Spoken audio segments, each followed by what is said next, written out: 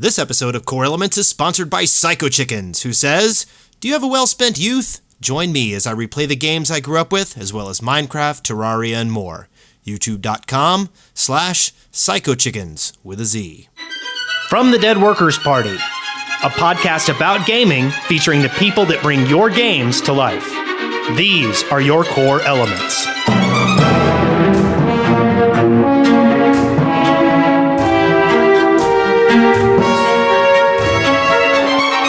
Core Elements, episode 52, recorded on November 12th, 2013. I am Wes Wilson. I am Spencer Williams, and joining us today is Tim Lindsey of Xaviant. Say hello, Tim. Hello, everybody. And if I remember correctly, it's Xaviant, isn't it? Xaviant, exactly. Yes. That's what the founders will tell you. Oh. But they're not real picky about it either. And we were last joined in January by Mike McMain, who was very entertaining. Yeah, he's great. You've got a high bar to meet. Yes. Now, the game you're working on right now is called Lichdom, and you guys have been getting a lot more press about that lately. Yeah, we're starting to get more and more folks in here checking it out, trying to get our work out in front of people so we can get feedback. So, it's we've got a decent little momentum going right now. Now, I know when I look up articles about the game itself, a lot of the ones that I tend to find are a lot of the graphics people that are really excited about the engine that you're doing it on. Do you want to talk about like how you're pushing the boundaries on that a little bit? Absolutely. So, CryEngine has been an awesome foundation for us for a couple of reasons. In terms of graphics, the foundation is sort of there. Really, we have a shader programmer on staff and a tech artist on staff that have this massive toy box of toys that they can mess around with. It gives us an ability to really quickly iterate on not just particle effects, but iterate on post effects for storytelling or for with a lot of my work with the combat system, using just really clever image-based lighting tricks with the character and fun HDR toys for making the sort of the spells that you're casting feel like they're really coming from your hands because your retina are closing up because your hands are so bright. So, I mean,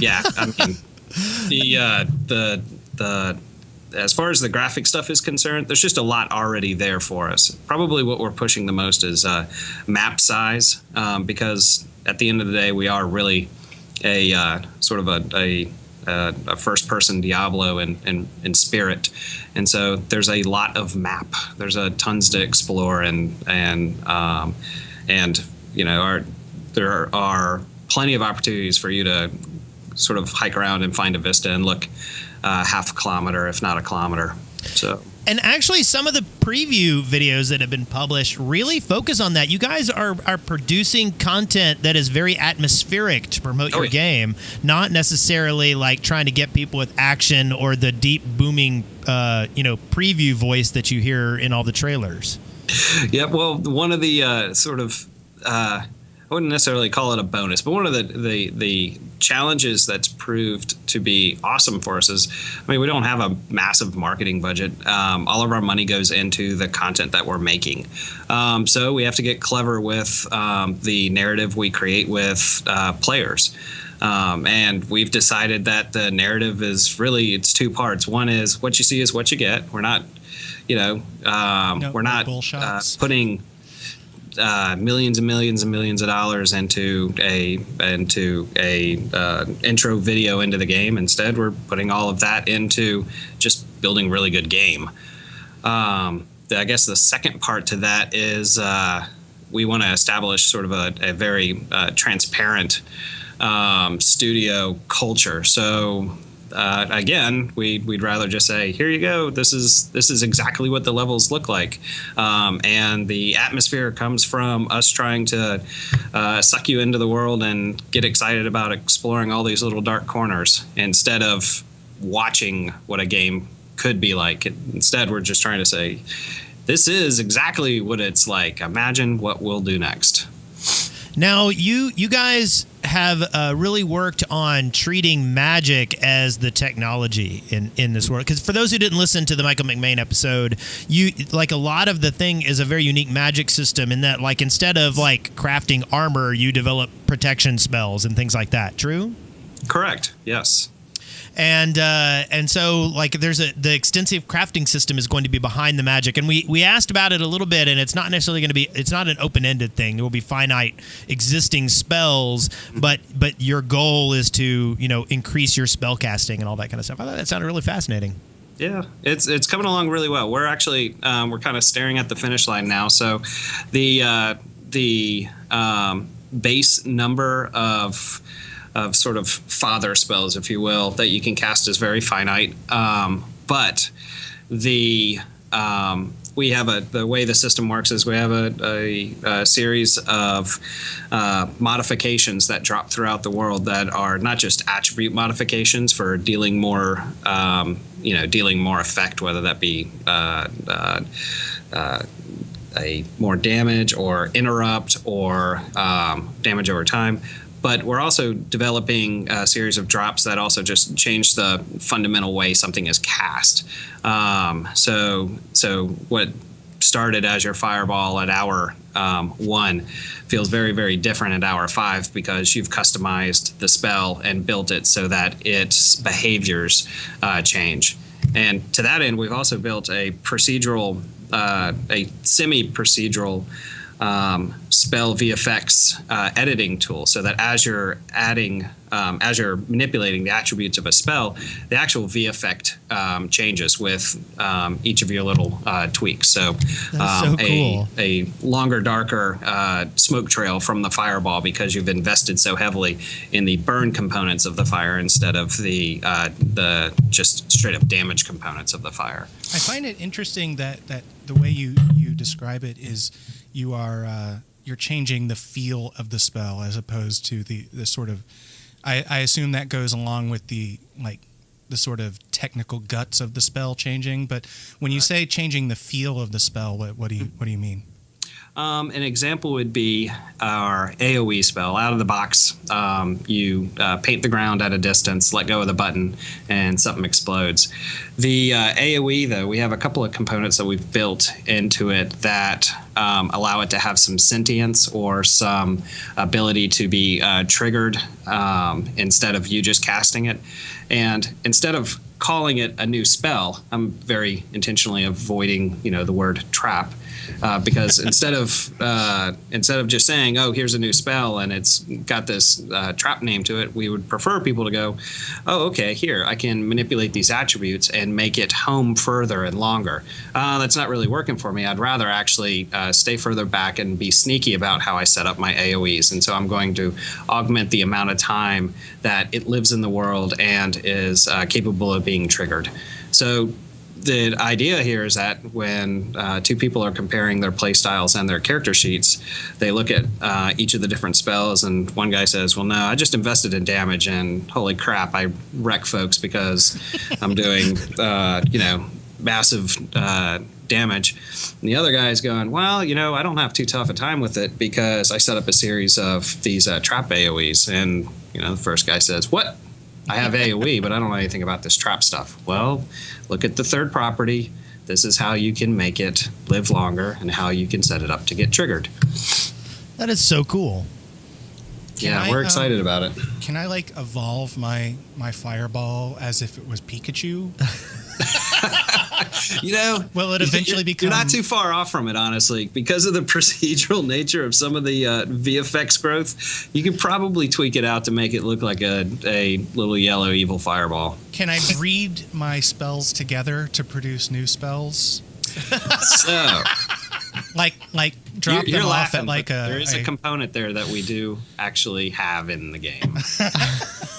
Go ahead with your example, though. Let's see if we got it. I was going to ask if I could drop them off at a spell ranch where they will be free roam spells for free a while. range. Free range, yeah. Yes. And I'll tell you what, you could drop them off with me, and for a couple $100 a month, 8 hours a day. I'll make sure that they come back to you as something better than they were. Well, so long as they don't consume any GMOs, because I'm very concerned about that. Anyway, we are all organic spell processing around here. We will talk more about the game and what you do in a little bit, but first...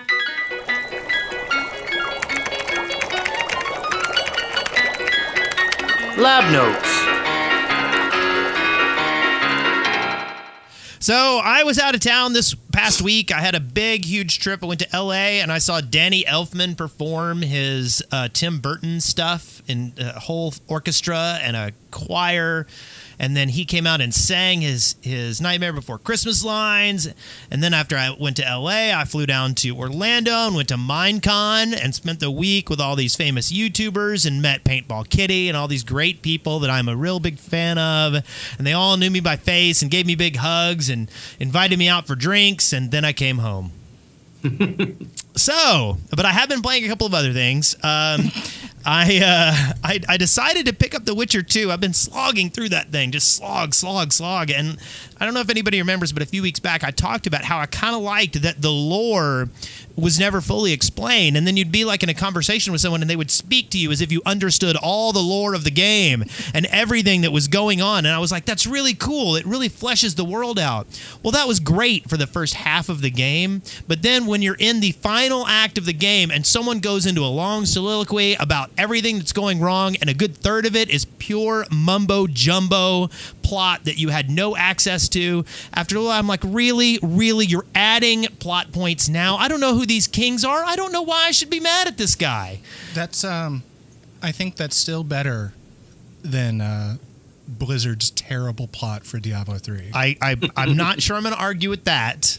But at the same time, like, all the things that I liked about the plot building in Witcher 2 at the beginning were starting to annoy me at the very end. And when I finished the game, I breathed a sigh of relief. I did not want to pick it up again. Do you want to borrow some of the novels? No. Because I have them.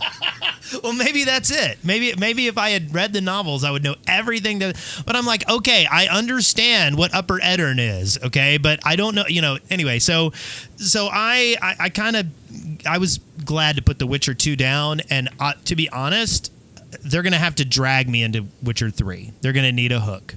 I loved Witcher 1, Witcher 2. I walked out. I've gone, So I've also... I still haven't played it. I've had it since launch and I haven't played it. And you're the one that introduced me to Witcher 1, which is the really baffling thing. I loved them both. I bought Witcher 1 like 3 times. Now, Tim, what did you like about Witcher 2? Do you see my point, though, about the plot?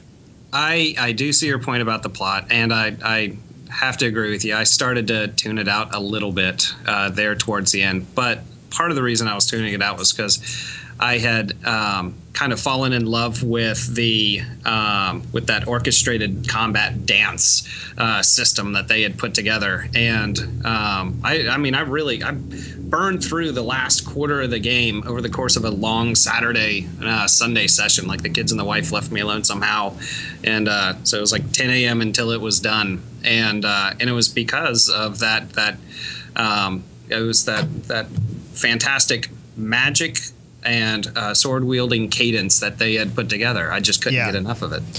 And I liked all those elements. And I, like, for instance, I walked around a corner once and instantly some gargoyles spawned and I got killed within about 5 seconds. But at the same time, like, the next time I walked around that corner and knew what I was going to get into, and it's just because they caught me off guard and they killed me. But then, like, all of a sudden I was in a fight and it was tactile. It was difficult. It was challenging. Now, it was a lot of dodge, swing, dodge, swing, spell, dodge, swing. I mean, it was a lot of repetition and a lot of that attempting to flank people. Mm-hmm. And at times I found that to get a little bit repetitive, but at the same time, like, it was challenging, and you don't get that in a lot of RPGs. Yeah, it definitely was challenging. The only thing that I think that I wish I could have omitted somehow was some of those the some of the boss fights that felt like QuickTime events, Yes, was yes. less than excited about. Yeah, absolutely. Because it was nothing I had trained in. There was nothing here other than visit the wiki, figure out the trick, move forward. And the other thing was, like, I know that on the one with the big tentacled thing, that one, like, I caught on to what was going on, but then there were some tricks that were not apparent. Mm-hmm. Like, you had to do some things that were not logical based on the things that you had learned earlier in the fight. Yeah, I remember that one vividly because I had been talking the game up to a friend of mine that's also in the industry. This buddy of mine, Mike Ryan, talking it up, and he was telling me, yeah, I think I'm going to get it today. And I ran into that boss fight that same day, and I texted him. I said, forget it. I didn't say a damn thing.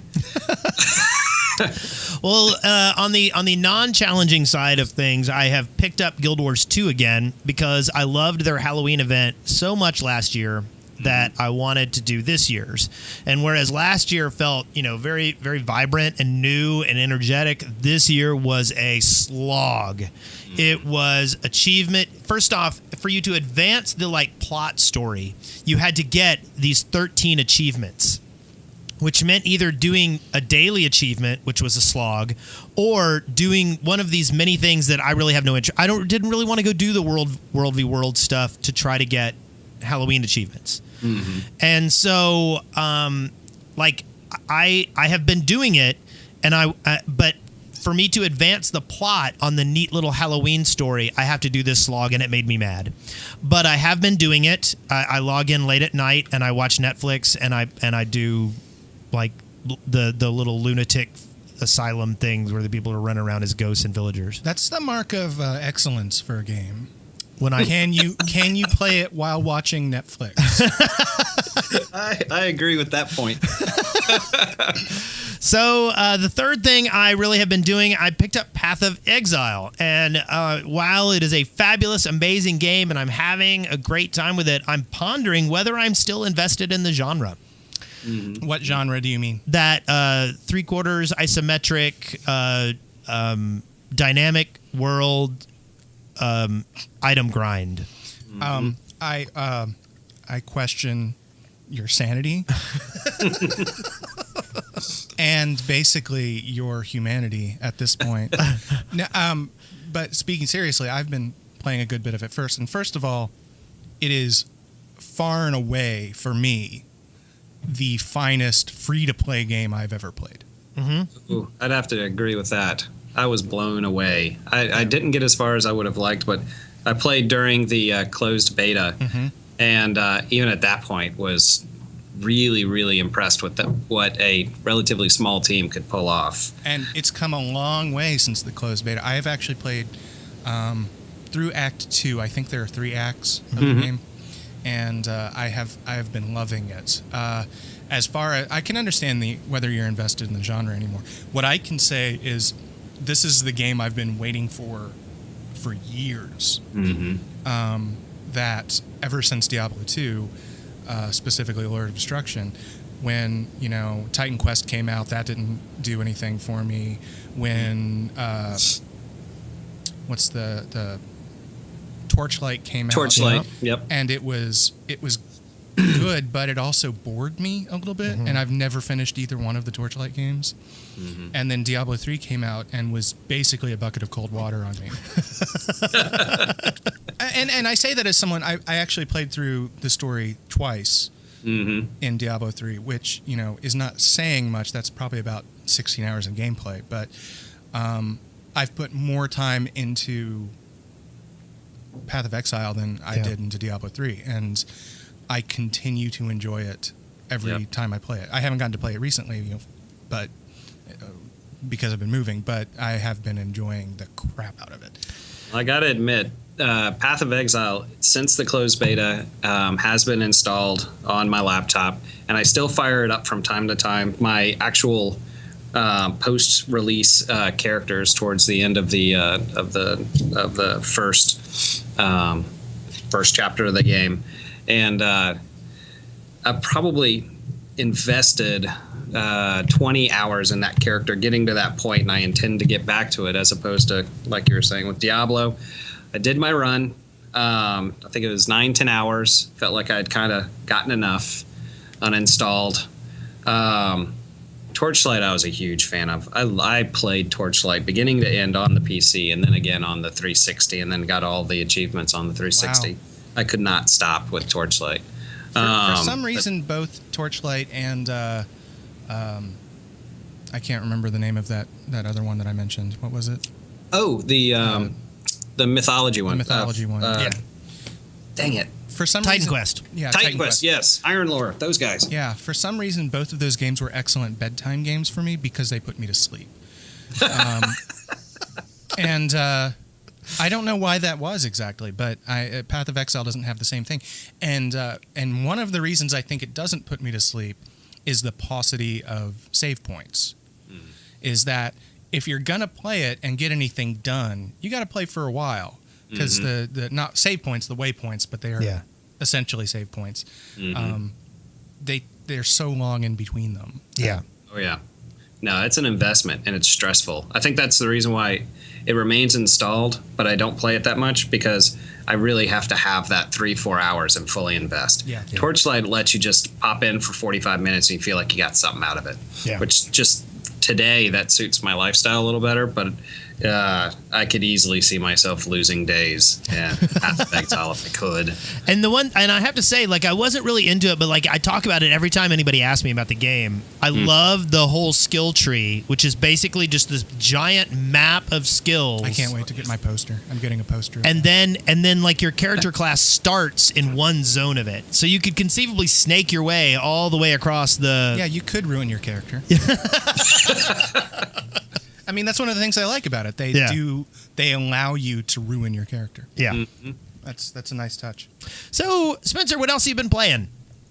Well, mostly I've been playing Moving, the real life game of Moving, which involves lots of driving from South Carolina to Alabama And Tetris into boxes. and Tetrising boxes and making the very difficult and really quite shockingly hard decision in the limited amount of space I have available in my car. What board games do I pack? Catan. I did not pack Catan because I knew Wes has it. Yes. So, but that has been really the last 2 weeks. That has been eating most of my life. But I have been playing some Path of Exile. I did pick up Battlefield 4, which broke two of my rules. One, I have sworn off buying new games, and I bought Battlefield 4 new. Two, I had not been buying EA games ever since SimCity, and I bought Battlefield 4. Now, in my defense, one, it's not going to come down in price, realistically, for a year. So if I want to play it, I'm going to play it. Two, it's a multiplayer-heavy game, so that means you want to get it at the beginning. And three, it's really fun. So I just don't believe you. I of course, then again, I still need to dig into Battlefield 3 on the level that I wanted to. So okay, it is my I have some time. I just want to play a multiplayer game for a little while, and it can be very boring. It can be a whole match going by of you and 32 other people, 31 other people, or 63 other people, and you feel like you make zero contribution whatsoever. It can be just like that. Or it can be this amazing roller coaster of, oh my God, did that just happen? So it's like the commercials. You're saying it's like the commercials where the guy talks about flying the driving the thing into the building? I haven't seen the commercials, so I don't know. But I can say that it has highs that are better than any multiplayer shooter I've played. The whole series does, just because it allows so much sort of creativity in how you use the options that are given to you. But it can also feel like, oh, wow, I just did nothing but spot that whole round. All I did was I looked at people and I pressed Q, and then I tried to shoot them and they killed me. But I haven't gotten into it, but our studio is on fire with it. Really? Yeah, we have a studio server, and easily Friday night there are 20 Xaviant devs blowing shit up. How do you like? Do you ever have a game that like everybody loves, and then one person is like, I want to play, but I don't like this game? Does that ever happen in studios? Or are you total hive mind on games? I don't know. I haven't bumped into that too much. It's the studios that I've been at tend to just sort of segment. You have the RTS crew, and then you have the first-person shooter crew, and then you have the MMO crew, and they all kind of segment out, and some folks drift between them. The designers at studios tend to drift between all three of the genres. But then you have like environment art is we're first-person shooter guys, leave us alone. And then you've got a group of like League of Legends or what have you, RTS engineers, programmers that are completely into it. And then the MMO folks just kind of are all over, graphic design to to marketing. Yeah. And then you've got that one guy who plays Football Manager 2014. He bought it day one. I'm guessing he's a programmer. I have not bumped into that, actually. You know what? I have. He's not a programmer. Oh, really? He actually is a executive level marketing guy. Marketing? See, it all fits now, right? Yes. The marketing guy. Yep. So, and then you've got one other thing down here. Long Live the Queen, Yeah. which I have been waiting for quite a while. And I haven't been waiting for it in the sense that it hasn't been out. I've been waiting for it to come out on my platform of choice. I could have purchased it directly from the developer's website. I then could have purchased it from GOG.com, but I waited for it to come to Steam, and it came to Steam. And that small bit of what you want to call it, self-restraint, is worth nothing. I mean, but it's really fun if you're not familiar with it. It's sort of a Japanese style. What do you call them? The sort of conversation games. Yeah. A visual novel. Yeah. But the plot is you are a princess. I love games where I'm a princess. But you are a princess, and your mother has died, and you're trying to survive until your coronation. And all you do is you talk to people, and you decide what you're going to study for the day, for the week. Yeah. And that affects your skills. And then your skills affect what you can react to and how you can react to them. And there's just dozens of ways to die. and actually the Steam version has that's all the achievements, like die of poisoning, die of drowning, stabbed to death, exploded, et cetera, et cetera. Yeah. So it's just this. So you get achievements for losing, is what you're saying. You do, but it's as soon as you lose, you want to start over again. You're like, okay, that clearly focusing on nothing but dancing and horse riding is not going to do it for me. And you start over, and you're like, okay, how am I going to do it this time? And it's just, it's really fun. This time, heraldry. I will go into heraldry. There's no heraldry, Wes. Come on. That's silly. But I can't recommend it enough. It's a fun game. So Awesome. So, Tim, what have you been playing?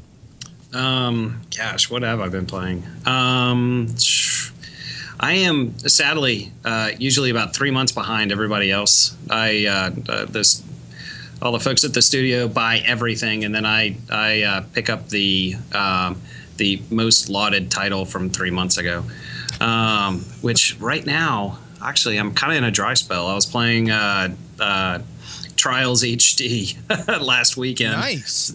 That's about all the time I had. Prior to that, I think the biggest thing I really got lost in was Far Cry 3. Far Cry 3 ate me up. I know it was a long time ago, almost a year ago, but again, I got it 3 months late, so it was the beginning of this year. I still intend on playing it eventually. I was putting all my time into it. It was an amazing game. I really dug into it too, and I got gifted a copy of Blood Dragon for my birthday, and I've been really wanting to play that, but I figured I would finish Witcher 2 first. Yep. And so now I've done it, so I think Blood Dragon is on the immediate horizon. Blood Dragon is amazing in that, Far Cry 3 is this excellent steak dinner. and then you get Blood Dragon, and it's a little bit like going to the crappiest donut shop you can imagine, and just gorging yourself on horrendous stuff, terrible, fried delicacies. It's it's just everything about it is a train wreck and beautiful. I can get into that. Yeah.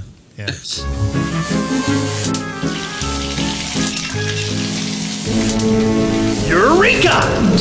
Ow! So the first thing I'm bringing up here, I am really excited. The Humble store is now open. Humble Bundle has said we are tired of only doing this some of the time. Now we will do this all of the time. But you're not paying what you want. It is a fixed price. Now it's good deals on all the stuff, and a portion of it does go to charity. But here's what I want to ask. This is my question I want to ask my guest of panelists. Do you think that there is a cynical layer to adding a tiny bit of charity on there in order to generate game sales? I mean, don't get me wrong. It's nice that there's another place you can go and buy cheap games. Is it? Why is that bad? Yeah. At least they're giving you Steam keys. Yeah, I know, but you have to look in more places, and that's an issue. Competition, good. I was going to say competition is not a bad thing, and the other thing that isn't bad is getting closer to direct, direct connection between the manufacturer and the consumer. So I like lots of digital venues that avoid Steam. that deliver as little middleman as possible. So I'm not opposed to this. Do you think this will allow Humble to put up some high quality indie titles that might not make the front page of Steam? Do you think? Yes, I do believe it's going to do that. I think it's going to do exactly that. I think Steam is inundated, and if I think Humble can sort of have the manpower to really be looking at everything that's being offered, then they have the opportunity to sort of find interesting, potentially easily overlooked, really high quality indie titles. Do you think there's anything Steam can do to to lower the signal to noise ratio? Do you think they need to start doing some kind of game spotlight each day that's something weird and obscure? Do you think that would just end up being the same thing that Greenlight has become? Well, honestly, I think kind of going back to the competition, I think Steam is inundated because they figured it out. Maybe not first, but they figured it out the best. They collected the biggest party. Yeah, they're the iTunes of PC gaming. Absolutely. And like that, though, we're going to start seeing Spotify and radio and all these other competitors that are going to start building a catalog that suits a smaller audience, but an audience that's potentially more devoted. And you'll see Steam potentially, sort of tighten up its catalog a little bit. These are titles that are super high quality, and we sign off on them as Valve approved, and that will leave other free to play, or maybe not free to play, let's call them premium play games or premium play services, and also just small, purely experimental sandboxes. These other groups and genres will start migrating to other venues, and I mean, they can make a living off of a smaller group as long as it's devoted and consistent. I like your lawyer speak for free to play. So that's actually kind of an interesting concept. Do you think that Steam could license out Steam storefronts? Do you think somebody could develop do you think they could set up something to where you could set up your own little Steam store that kind of focuses on the things that you want to focus on, so people might come to your version of the Steam store? That's an interesting concept. I admit I've never considered. Because they've got what is it, the Lifehacker and all those, aren't they in part of an article stream, and you can subscribe to that article stream and then piece together whatever articles you like into the website front that you enjoy? And I wonder if that might be something. There you go, Steam. There you go, free idea. There you go. And speaking of Steam, let me go back a second though. The charity amount on the new Humble store is only 15%. Do you feel that this is just like a tiny layer of icing on an otherwise normal cake? Or do you feel like that is like I'm paying a premium just to participate in that group service? I see 10%, not even 15. Oh, really? Yeah. I mean, it feels in the back of my head, it feels a little cynical of me, but it also feels a little cynical, like the whole idea that, I mean, probably, yeah, you're getting a decent sale, but you're probably paying what you would on another site's sale. You know what I mean? I don't know. Like, well, it all depends on. It just comes down to transparency. Where's the money going, and what kind of a relationship they're trying to establish with players. I guess I'm not cynical. I would like to think that they're telling me the truth and the money's going where they say it's going, and that way I'm not only buying a game, but I'm also potentially helping developers out. So I don't know. I think it just comes down to how transparent that conversation is, I guess. Well, here's what I'm seeing on the website right now. I'm seeing the lowest ever price for the Planetary Annihilation beta at $39.99, and whether or not that's still too high is a different conversation altogether. And that's the best deal that I'm seeing. Everything else looks pretty standard. So, I mean, really, at this point, what it comes down to for me is consistency of title release, how much audience they can build up that will come to the site daily and check out, see what they've got. I'm interested to see if it has legs, really. I think it does, but it's never a sure thing. So. How much overhead do you think is involved with building? Like, I mean, you say it depends on how long it has legs, but I mean, how much effort? I mean, do you think they have like one guy going and talking to these companies, and they've got to pay one guy's salary for a year to make this happen? I have no idea what their infrastructure is like whatsoever. Well, I'm sure it's more than one guy. At this point, I would imagine that the big cost is the hosting. I mean, we're just talking about. I mean, data is expensive. Steam can do what it does because they got in early, established a amazing delivery service back when before broadband was everywhere, and catching up to them is incredibly expensive. Yeah. Well, let's talk about Steam a little bit more. They actually had their active user count rise to 65 million last week, which eclipsed Xbox Live. So here's my question. Do you think this has to do with the death of the current generation of consoles, or is this a sign of increased PC gaming? That was an excellent question. And you're basically Battlefield 4? Is that a decent answer? Oh, that was EA. Excuse me. I take that back. Sorry. No, I have no idea. And what were you saying, Spencer? I mean, there's really no way to tell which of those it is, and I'm sure people will get behind their particular fanboy corners on this one way or the other.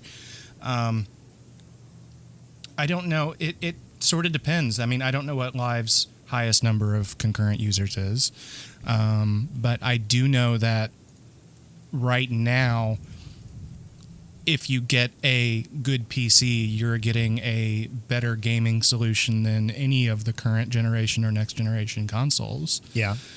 And I think that shows to a certain extent in where people are going for games and in publishers. There's a lot of very console, like historically console publishers that are bringing their stuff to PC now. Capcom comes to mind.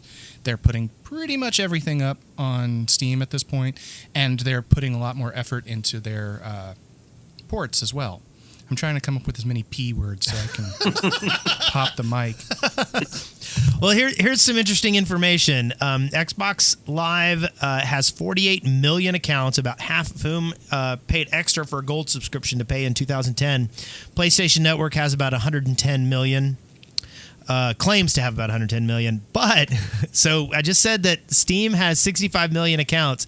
League of Legends has 32 million active accounts, and World of Tanks has 45 million active accounts. Wow. Which I mean, so just think about that. There are 2/3 as many active accounts on World of Tanks as there is on Steam. World of Tanks is a good game. I don't see it. It's yeah.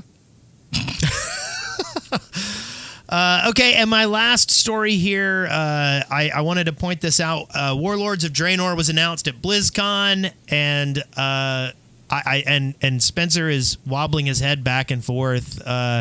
I think I canceled my WoW subscription this week for the first time since launch. I am absolutely uninterested in Warlords of Draenor. And that's the thing, is the people that I'm seeing that are uninterested in Warlords of Draenor are not the same people that were uninterested in Mists of Pandaria or Cataclysm or any of the previous expansions. It's the people that have been playing forever that are uninterested in Mist of Draenor.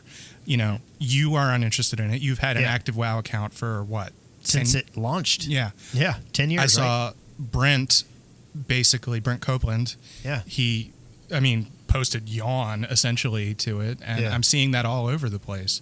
And I don't know what that portends. Yeah. Yeah. Is that a problem with MMOs in general, or just WoW? I don't know. I think MMOs are evolving. I don't think there's any doubt about that. I think the WoW model was it's not sustainable for everyone. Congratulations to Blizzard for having the hit, but I think, talking about Path of Exile, I think we are looking at a future where there's smaller audiences and developers catering directly to people and creating pricing solutions that are more in line with you're paying for as much of the service as you choose to use. So, I do believe that people are starting to migrate from WoW and they're starting to dive into online experiences that are a little bit more catered, smaller groups, There's going to be small price tags. A continuing sort of fragmentation of the MMO market. Yep.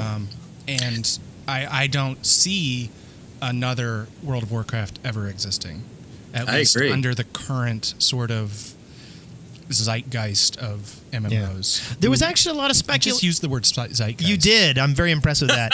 I actually was kind of surprised. I thought there was going to be a new pricing model announced at BlizzCon this year. I didn't think there was any way around it. No, instead they announced new skins.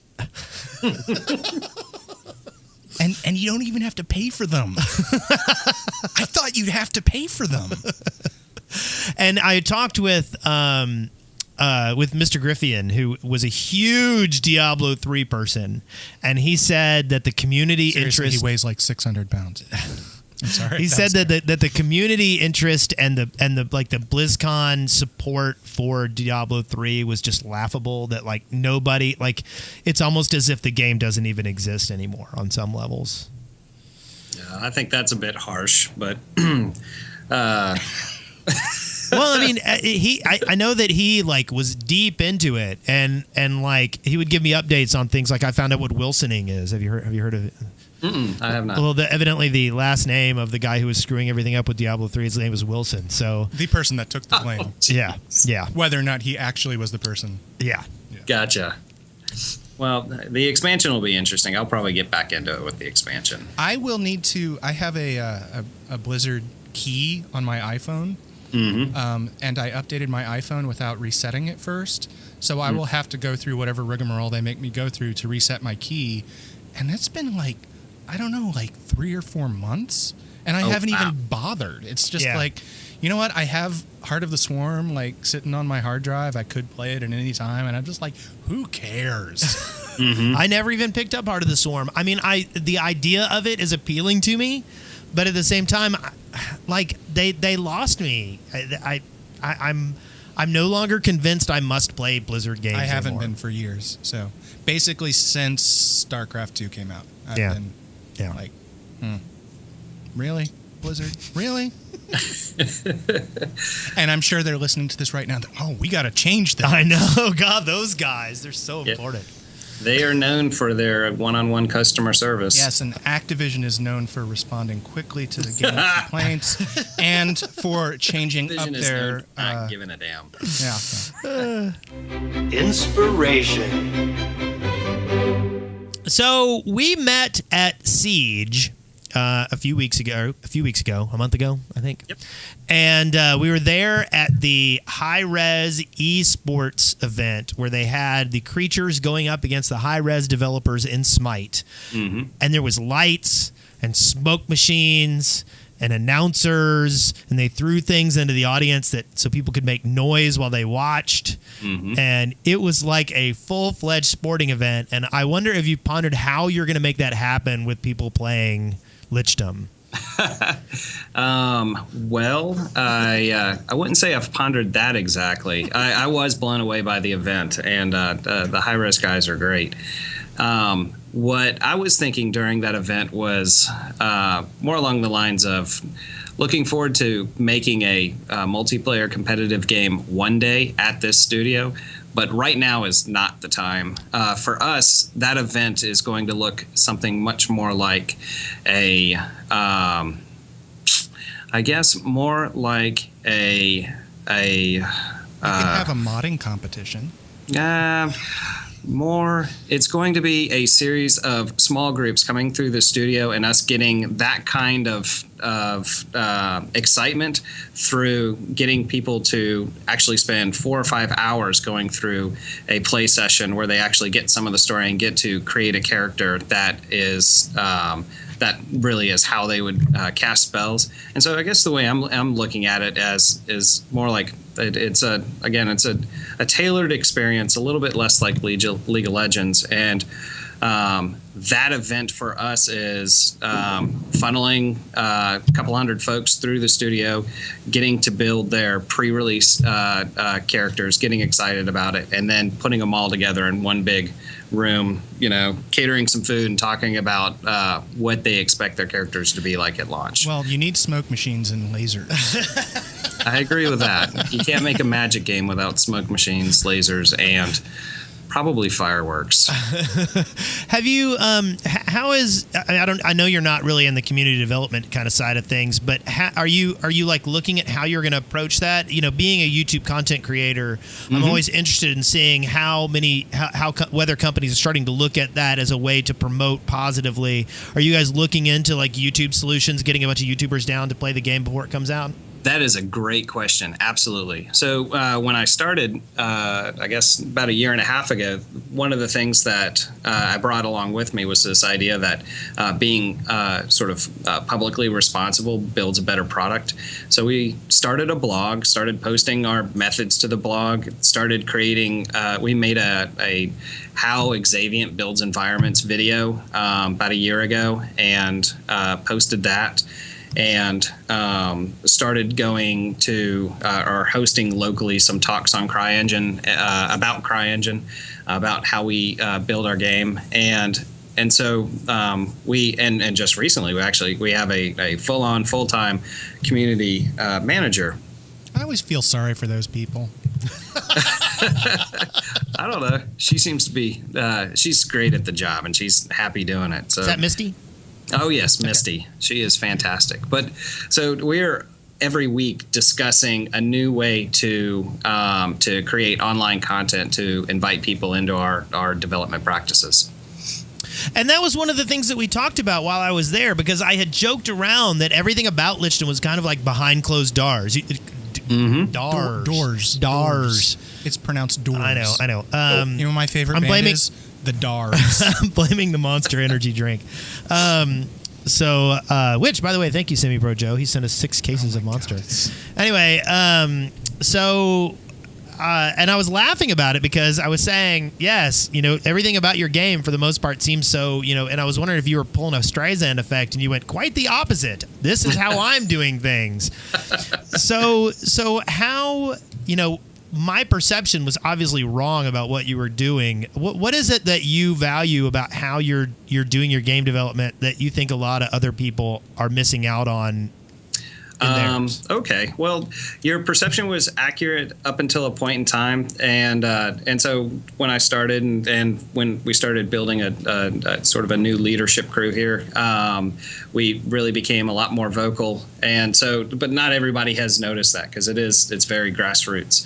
I guess the piece that I think is valuable that I'm interested in other folks hearing about is I've worked at some large studios that were fantastic, but there was always such mystery about the game development process, and that mystery had some good components to it in that it kept fans sort of on the opposite side of the wall, scratching and begging to see what's going on.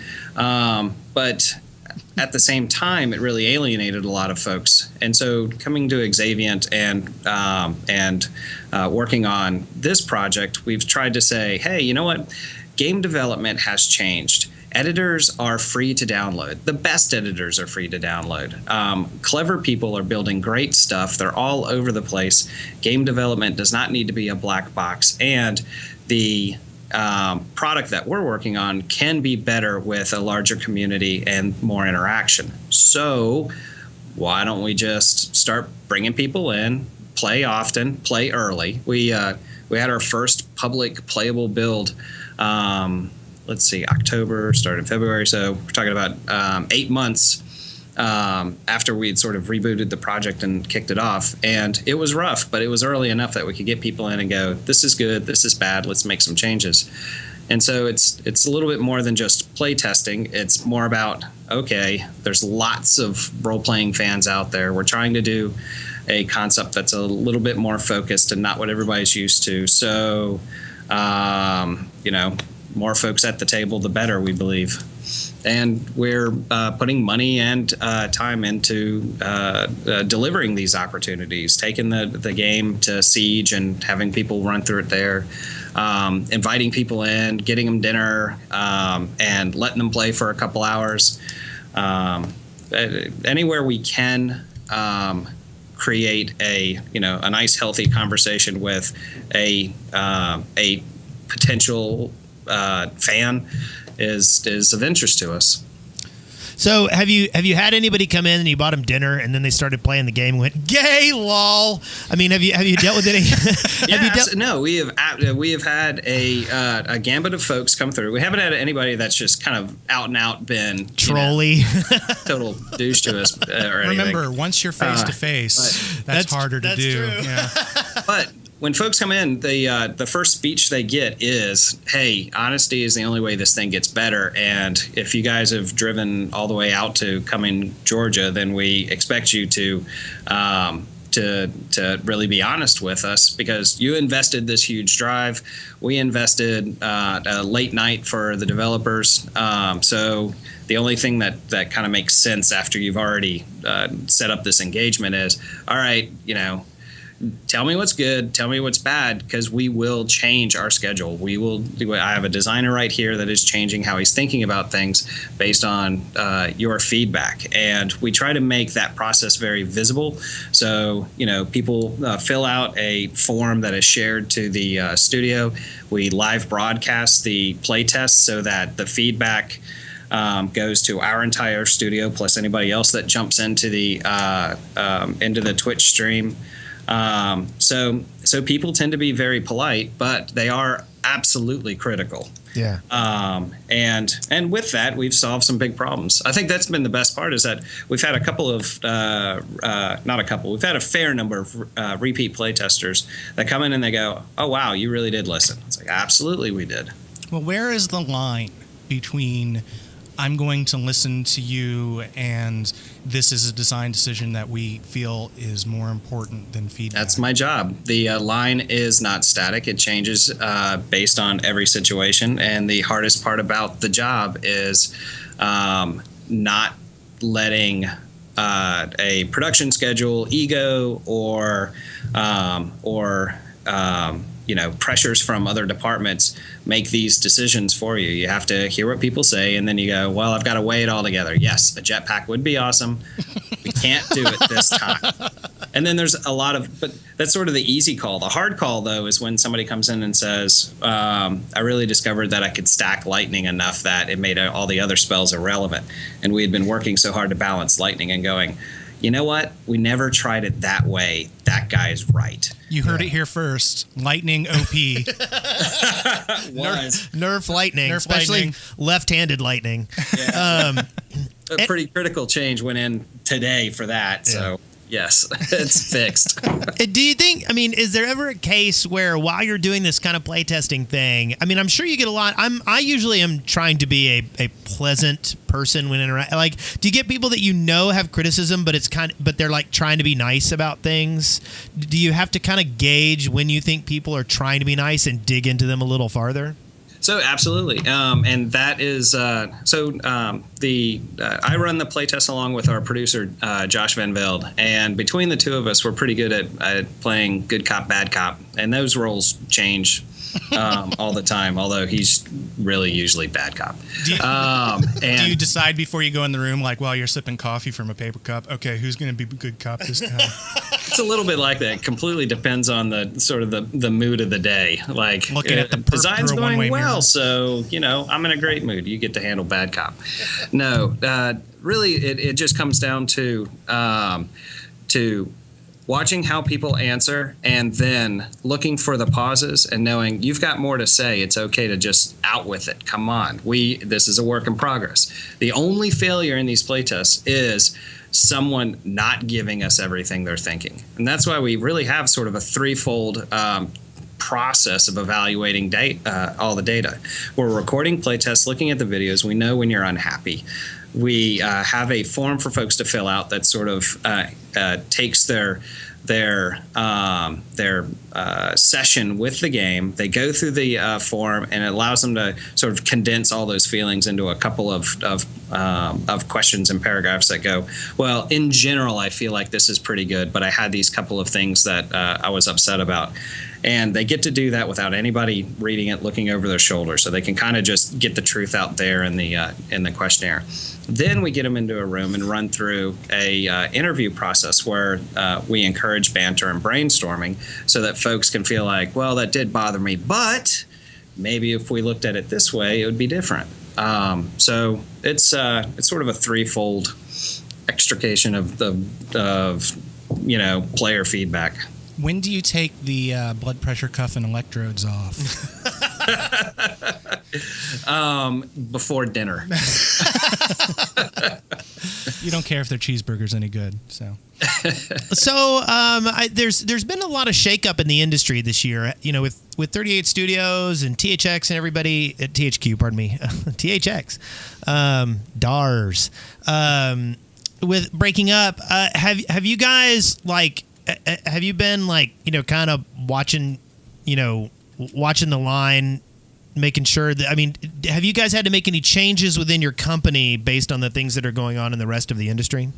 We are very fortunately insulated from the rest of the industry. Matter of fact, I joke with Michael and call Xaviant Michael's home for wayward developers. And he a group of pretty sharp folks from other bigger studios have collected here, and just because of our setup, we're able to focus on just delivering a better than an awesome RPG, but hopefully an awesome IP that we can just do our own thing with and not really worry about the rest of the world. You can totally spin it off into a MOBA, I'm sure. Isn't that the thing right now? You spin your IP off into a MOBA? Something like that. It's a thing, yeah. Not the thing, just a thing? It is a thing. I know. I worked at another studio that did that, and they did a pretty good job of it. So when I was at the Siege event, I saw and I've been to Atlanta a couple of times and seen that the game developer community in Atlanta is really supportive of each other and is trying to be there all the time to be there for each other. Now I haven't been to a Georgia game developers meeting in a while. Have more companies entered the arena? Like, have you seen more startups starting up in the Atlanta area? Not recently, but the established studios have continued to be fairly successful, and so they're more confidence means there's more interaction. I think that's what it really comes down to. So, I guess it was about a year ago, I invited a bunch of high-res guys up just to kind of give us a critique of visuals and check out stuff.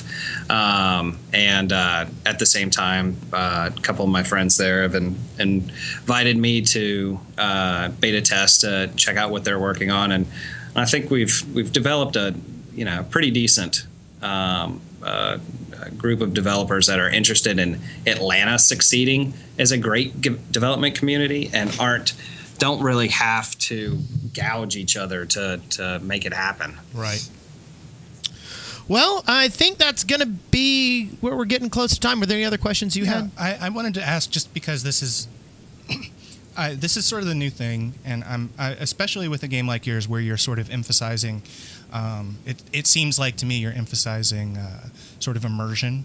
Mm-hmm. And such. Absolutely. Have you looked into anything like the what is it? The Oculus Rift. Oculus Rift. The Cast AR or anything? We have looked into the Oculus Rift, and I can't go into a ton of details, but you're on the right line of thinking. We last weekend did a little. Buy one. Do I was have that? to buy one? That's all I need to know. So we have messed with that. We have also messed with the Leap Motion, and we're exploring all kinds of avenues to get people completely immersed. Excellent. Okay. I kind of want one. I want an Oculus Rift. Well, I'm in the Kickstarter for the Cast AR. And cool. Who knows if that will be any good, but yeah, I keep hoping. Like I keep hoping that someone will go, hey, we have some hardware we want you to try out and review on Core Elements, but nobody ever sends us any hardware. Yeah. It's really depressing. So I do hope you'll keep us in the loop. Absolutely. I know your game is not in any kind of beta mode yet, but if once that gets going, I'll talk with Misty about maybe getting some keys to some listeners so they can try that stuff out. Excellent. And I really I had a great time talking with you at Siege. There was a lot of bourbon involved, so I might have been hallucinating most of that. But it was really neat meeting you, and I'm really, your game is one of those ones that just kind of sits like this mysterious kind of thing out there that I want to bite into, and I feel like it's going to come out when I'm 82. So next year. Well, it'll be out next year, and if you're interested in coming in, and the invite is open to you guys as well. You're welcome to come to the studio, play it for an hour and a half, be brutally honest, treat you to dinner. That would be awesome. Can I let Wes play it and I just stand over his shoulder and make fun of everything he's doing? I would encourage that. Excellent. We'll be there on Tuesday. I am trying to get the schedule back a little better. I know Christmas is going to be rough and probably right around Thanksgiving, but next week we have Dean Tate, the maker of Captain Bubblenot, is going to be joining us. So if you want to hang out with us live in the chat room next Tuesday, probably at about 5 p.m. Central, we will be doing an interview with him about what he's doing and talking about more games. And I appreciate everyone for listening to the show. Please go and leave us iTunes reviews. If you listen to the show and listen to it through iTunes, leave us an iTunes review.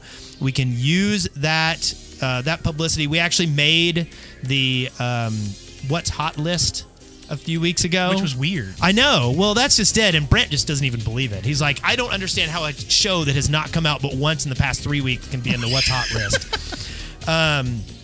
So yes, please leave us iTunes reviews. Tell people about the show. I'm disgustingly proud of this show. I feel like it's one of the few environments where you get to kind of dig into the intellectual nature of gaming, and I like doing it with other nerdy people. And all these game developers we have on, including you, Tim, have been gracious about divulging their nerdy geekiness in an intellectual manner. But I'll try to have this out this week, and I will email Misty and let her know. And everyone, have a great week, and we'll see you next week. Bye. Thank you.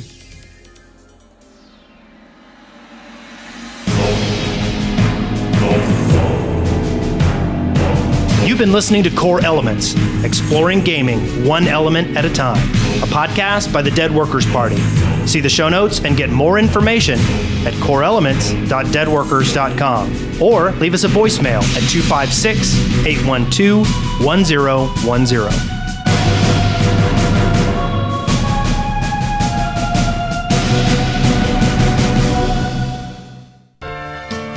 Dead Workers Party Network. Lovin', touchin', squeezin'.